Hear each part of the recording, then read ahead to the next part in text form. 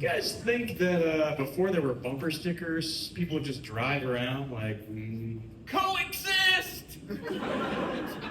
Thank God for bumper stickers, honestly, because I don't want to hear people saying the things they put on their bumpers, like, really, honk if you're horny.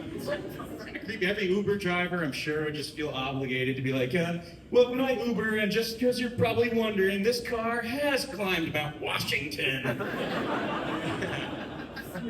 But I think some bumper stickers, they wouldn't really make any difference if they were gone, like that pride flag sticker. I just feel like you're already driving a Subaru. It's a little redundant at this point. Now, I myself, I've never used a bumper sticker on my car, but my boss, one time I worked at a convenience store, and he tried to buy that sign that says smile, you're on camera, but he accidentally ordered 100 sticker versions. So I've been, for the last couple of years, putting those on the inside of public bathrooms.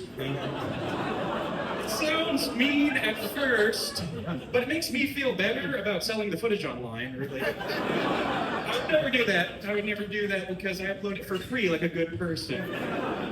Speaking of being a good person, I was so tired the other day at the grocery store. I didn't have it in me to steal one item from self-checkout. If you're chuckling, that means you steal from self-checkout. I think the only people who care less about the institution that's being stolen from are the people they hire to stop the stealing. The level of clinical depression in these people is concerning. Like, you can literally have a machine go off. It's like you have to call them over. You're like, I don't know what happened. There's just like a video of me like blatantly stealing. They're like, yeah, beep, boop, beep, I don't give a fuck. And then I think like a teenager could try to buy a big bottle of liquor, and then the guy would come over and be like, yeah, what year were you born? And they're like, 1900? And he's like, yeah, beep, boop, beep, I don't give a fuck. By the way, that's their tagline. I think beep, boop, beep, I don't give a fuck. Kind of sounds like what a robot would say if it was rebelling against its parents. Beep, boop, beep, I don't give a fuck. Speaking of robots, I'm a remote worker. Anyone work remotely in the house? Make some noise for remote workers. Yeah, you know what? They don't actually deserve any praise. They work in their underwear. I think they're okay. You guys are all in consensus. I've been doing it too long. It's been scrambling my brain. Because like the other day I was on a video call. I had to fart. Was it a loud fart? Yes, it was. But did I mute the mic? Yes, I did. And did the people in the call hear the fart?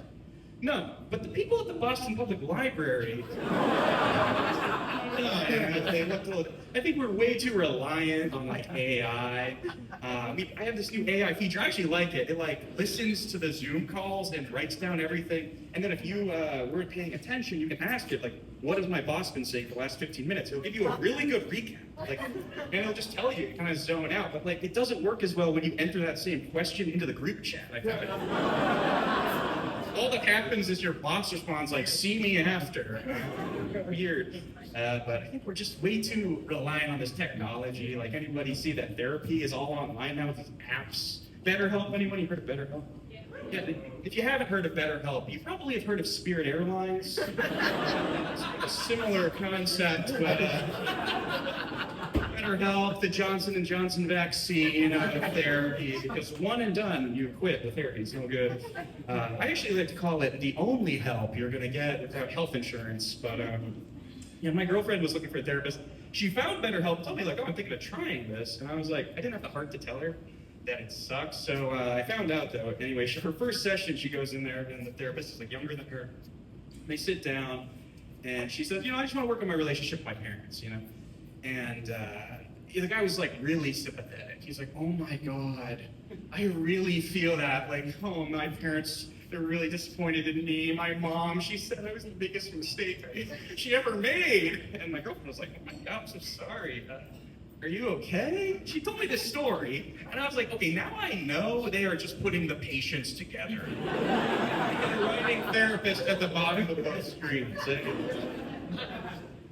I'm trying to lose a little weight, guys. And my problem is I overeat. And one group of people I really don't relate to are these people who forgot to eat. This group of people, they're always like, "Oh, I've been eating all day." I'm like, "You haven't eaten all day? Were you arrested?" What? It's very concerning, but I'm actually proud because, well, for the first time ever, it happened. I had such a busy day, I hadn't eaten, I was starving. I was like, "Oh my God, I haven't eaten all day." And I was like, I forgot to eat. This is incredible. And I went to this restaurant that I really like. I was like, I'm gonna get a big meal, but the owner of the restaurant's like, hey, back so soon? And I was like, I didn't forget to eat. I forgot I ate. Well, guys, my name's Riley Duggan. I had a lot of fun. Keep it going.